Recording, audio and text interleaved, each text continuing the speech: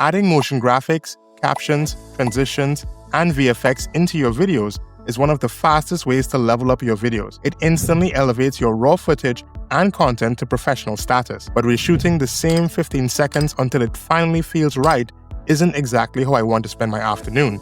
And short of hiring an editor, doing this myself takes forever. Outsourcing gets expensive fast. Then I found HeyGen and discovered Hyperframe, and since then, my content has never been the same. When I realized I could build an AI version of myself and drop it straight into a Hyperframe storyboard, I got a little too excited. I've tested it across a few different edits now, and it holds up. Clean lip sync, consistent timing, it just works. It's easier than it looks. And we've been building towards this all series. Everything from what Hyperframes actually is, how to set it up, building your first video, and mastering the timeline editor. And if you haven't figured it out, the video you're watching right now isn't actually me. In this video, I'm going to show you how to generate an avatar video using your AI agent, how to build that clip into a Hyperframe storyboard, and how to sync and polish it so it actually looks finished. And if you want to jump straight to those, I've got timestamps below for each. If you're new here and want to follow along, be sure to hit subscribe.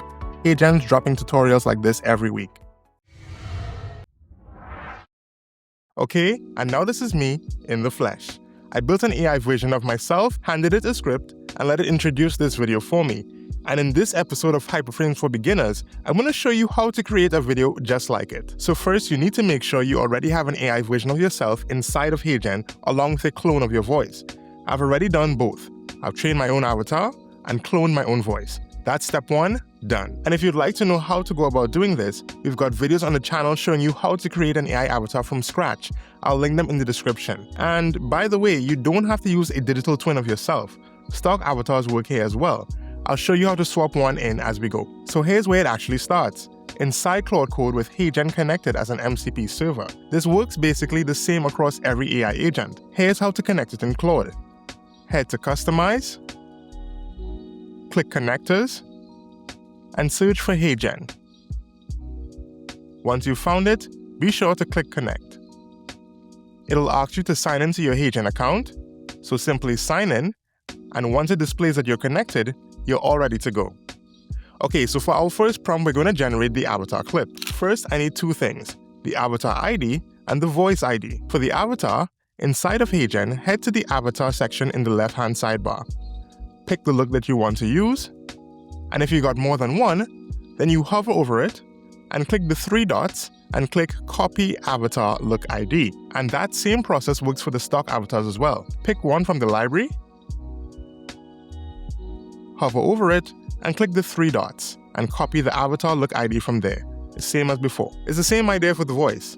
Head over to Voices, right there under Avatar, hover over the voice that you want, click the three dots, and click Get Voice ID. Before I paste the script in, here's a quick good practice. Okay, now head back to Claude, pick the folder you want these files to go into, and now we're going to type in our prompt. I'm going to give it the script I want, and ensure that it's written scene by scene, so that HeyGen is able to produce it exactly as I've prompted. Okay, great. I've got my prompt ready, and if you'd like to follow this same process, I've created a special template just for you in the description, so you can copy my style. When you're ready, click Generate. Now what's happening behind the scenes is Hyperframes will trigger the Create Video from Avatar skill.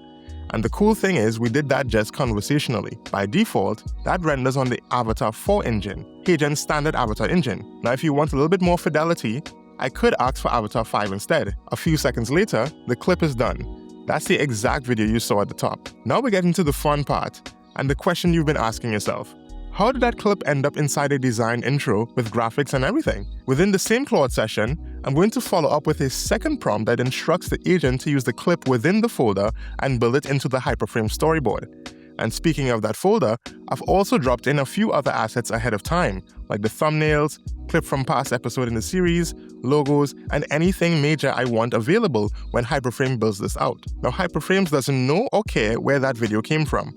Once it's rendered, it's just a video file, the same as anything else you drop into the composition. In previous videos, we talked about creating a design.md file, giving Claude the branding, the style, and the tone we usually develop. Now this time, I went ahead and created a design.md file beforehand so Hyperframes and Claude will have a system to follow for the design. I'll give you the exact file and resources to recreate this video yourself, along with a template you can drop in your own footage into.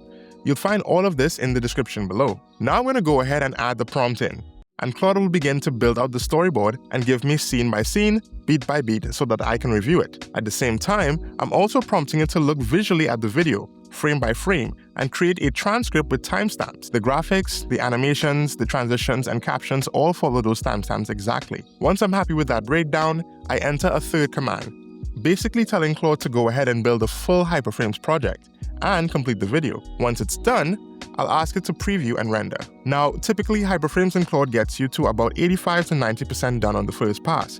I always recommend reviewing the video to make sure everything is up to par. Now, if there's anything you want to change, maybe a caption's off, maybe you change your mind on an animation, you just have to prompt it. Tell Claude to adjust the timing or whatever needs fixing, and Hyperframes will re-render the file for you to review. Alternatively, you could step into the timeline editor and manually edit for this one.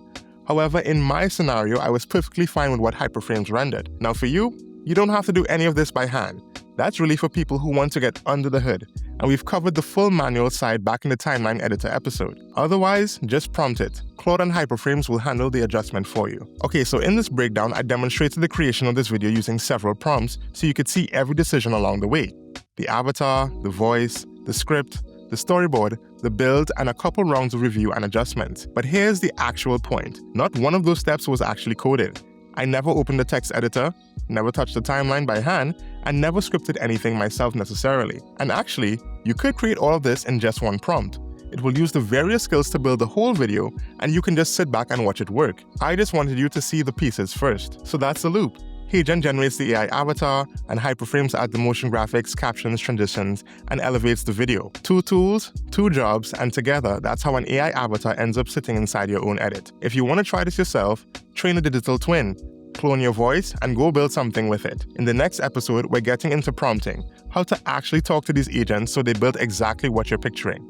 And in that video, I'll see you there.